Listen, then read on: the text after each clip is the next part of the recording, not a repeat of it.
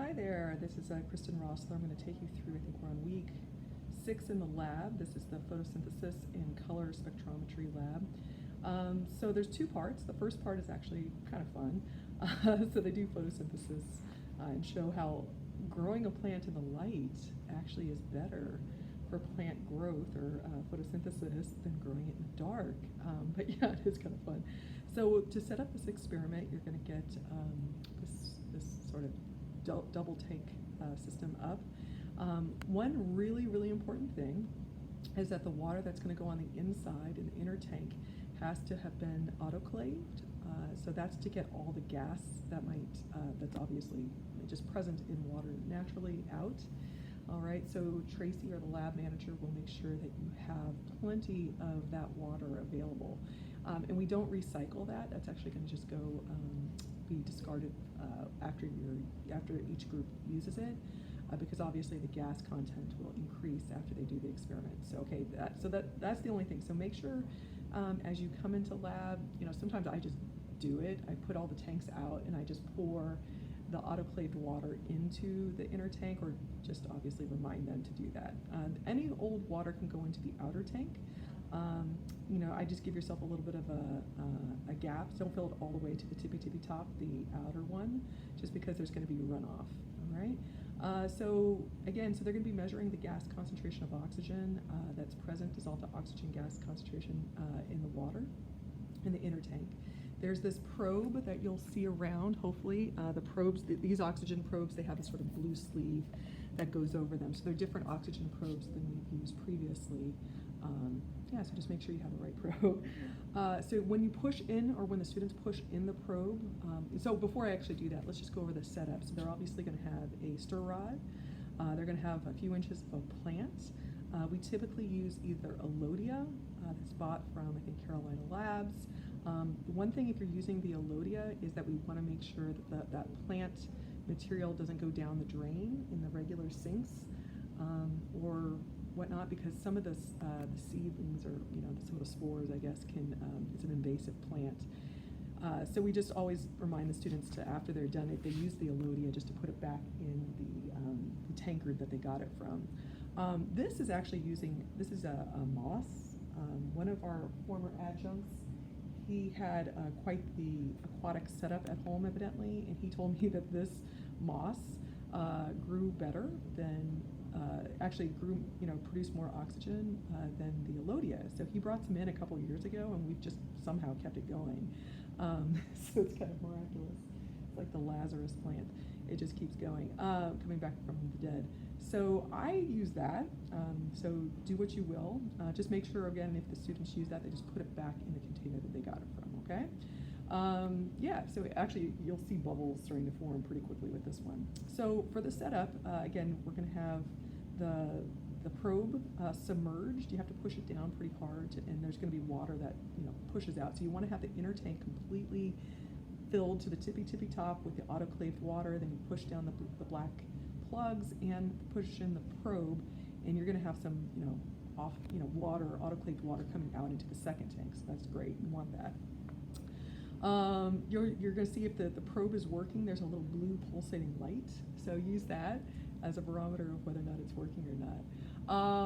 All right, and I think they even say in the protocol to crank this up to 250 RPMs, so we'll just do that since we can. All right, down a little bit. Anyhow, 240 ultimate. So what we want to do is then, of course, what you're going to have is that oxygen probe is going to be hooked up to the spark link, just like we've done before. So make sure you're using the advanced water quality passport. And again, they want to plug in this probe towards the dissolved oxygen. All right, so it's a very similar setup to what we've done. On the computer, of course, we're going to go into Spark View like we've done before. We want to make sure that we're looking at dissolved oxygen percent on our y-axis. And then you're pretty much good to go. Now, when you read the protocol, they suggest doing a 5-minute kind of baseline. If you want, you can do that just in the ambient temperature or the ambient light that is in the room. Sometimes I do that. Sometimes I just tell them we're just going to go ahead and get started, just because sometimes I'm trying to save some time for the second part. All right, so if you want to do Of course, the 5-minute ambient photosynthesis, just click start and record for 5 minutes. Or if you want to just go ahead and get started, this is what you're going to do. We're going to do the dark first. It works better. So what you're going to do is, when you're after that 5-minute ambient temperature, or when you're ready to have the students actually set up the dark experiment, what they're going to do is they're going to take these really high-tech dark cloths that we bought, the fleece cloths, and literally wrap it pretty tightly around their container. All right, so you can kind of see how I'm trying to do this without too much effort. So literally, we're trying to, get rid of the light. All right, that's our high-tech system here, and it works pretty well. And then the students are just going to go over here and hit record, and they're going to do that for 15 minutes, okay? If you're, again, pressed for time, 10 minutes seems to do fine. After that 10 or 15-minute time interval is up, of course, tell them to hit stop, and keep the recording posted, so keep it up, so keep all the data on the same page. It works better, so just tell them not to delete anything.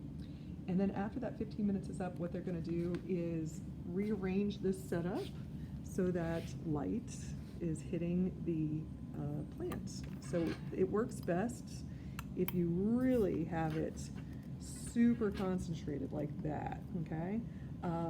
It probably heats it up to a certain extent, but it seems to be working fine. Obviously there's a bit of a change of temperature, but they really want to have that light focused on the plant that they're using. And then again, what they're going to go over here and just hit the record for another 10 or 15 minutes. So whatever time interval you did for the dark, just do the same thing for the light. And yeah, so you're going to get lots of good data. Let me show you what the data typically looks like. How they're going to display this in their lab results is the slope of the line. All right, so here I actually have it in my week 6 folder, some examples. If, again, everything goes to hell, you can always use mine. So this is, I think, let me look at which one this one was. I'm trying to remember. So if you go into our week 6 folder, there are graphs with line fit already available. So here is one of the graphs, and what I have the students do is select on the line that they want, right? And then they would just go into the sigma. Actually, I think they would, I'm sorry about that. So they would just select on the line that they would want, and then they can go in, they can even use that little arrow that you see over here to select the data points that they want to use, right? So here we have this like little weird area that did this little blob. And so I just told them to get rid of that, and so we just selected for this area, which was kind of a better approximation of the line. So right, so we select on that area, and then you go into this little line equation function that's down on the bottom. And when you click on that, I think there's a linear fit line that will pop up as an option. And then what you're going to see, of course, is the equation for the line of that area. Okay, so there's my equation for that line. Let me see if you can see it better. And for this one, I think our slope ended up being 0.173. All right, so that shows that. So that's in the light, and it's a nice steep plot.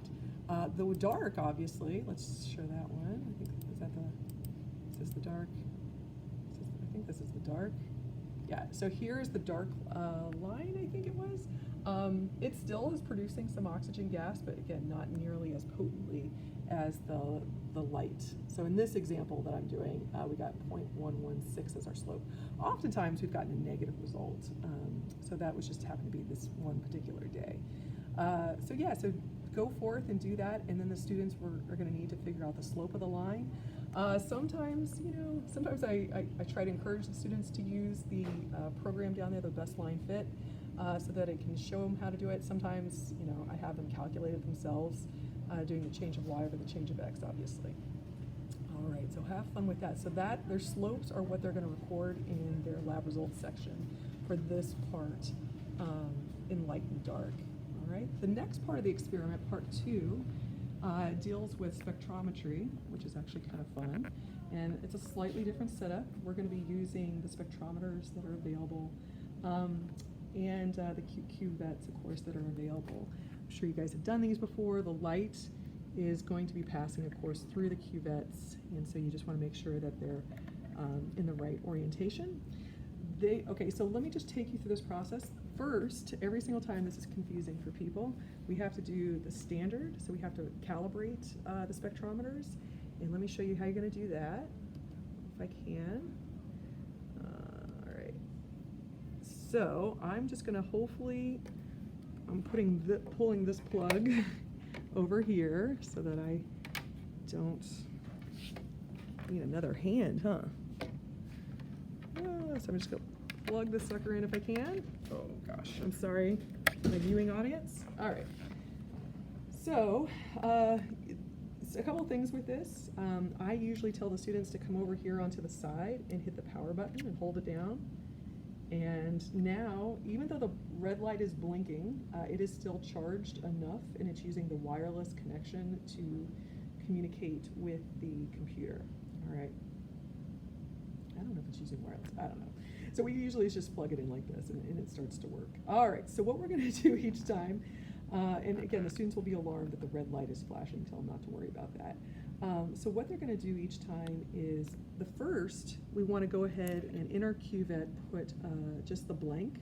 The blank is just going to be 95% ethanol. Actually, I think we use Everclear as our alcohol blank. All right, and so they're going to stick it in there. Then they're going to go over to their computer, and we're finally using a program that's not SparkView. It's the spectrometry folder, spectrometry link down here with the rainbow. And hopefully they'll open that up. All right, now what you're going to do in here, you want to upgrade the firmware? No. Just anytime they ask you if you want to upgrade anything, just say no. All right, so what we're going to do first is we want to do, let's see, we're going to analyze the solution. I think I'm doing this correctly. Here we go. So we analyze the solution there, and now we need to calibrate it. So the first thing that we need to do is, if you go down here, these are the calibration functions. They're way down at the bottom. It says calibrate dark, if you can see that, and it says calibrate light. There, look at me go. All right, so the first one, guess what? We're going to calibrate in the dark. So you're going to come back over here, have the students do this, and you're literally going to wrap your hand around it to the best of your ability and click that button over there at the same time while they're holding their hand over it. That's in the dark, all right? So I obviously, and then when you do that, I'm just going to do it just for people that's here. It is going to calibrate it, so make sure that they've had their hand out on it.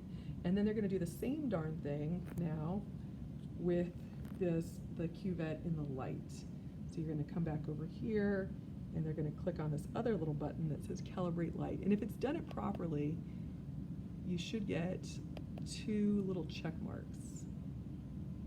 Why is it not doing this? There we go. Oh, there it goes. There's the calibration. All right, so if we've done this properly, you should get those 2 little green check marks, and now they're ready to go. All right? So when they're analyzing their different colored solutions, again, I usually have them do just a mixture of like 3 to 5 colors. So they can play with them if they want. We have some standards. You can see here, I've got some, you're going to see there's some vials that have already been left from previous labs, right? We didn't want to throw them away and just be wasteful. So there are a bunch of colors kind of floating around. If you want to assign different colors, if you want them to play with it, go forth. But they're going to need to analyze, 3 to 5, I'd say, is a pretty good number, right? Make sure they at least get green so they can understand a little bit more about how plants work, all right? So let me go ahead and show you how the green's going to work. Hopefully, if we've done this right, is I'm going to go ahead and put here my cuvette. And again, just tell them to make sure that they're consistent about how they're orienting their cuvettes. If they've done it one way, just do it the same way every single time. So when they put their sample in, I'll of course just come over here and let me see if I can do this. Where is it? Yeah, they're just going to go ahead and click this little red button for record. So there is the green color in this example, and we can see how it's absorbing, of course, more on the red side and also on the blue side, and not absorbing in the green wavelength. All right, so they're going to take a screenshot now of each of these images of each of their colors. Here's where it can sometimes get a little funny. Now, typically, there is a function on here for students to take a journal snapshot, and I think it doesn't work very well if I remember correctly. Oh, actually that worked great. Okay, so they can do it that way if they want. And what they would do is just save it to a file on the computer.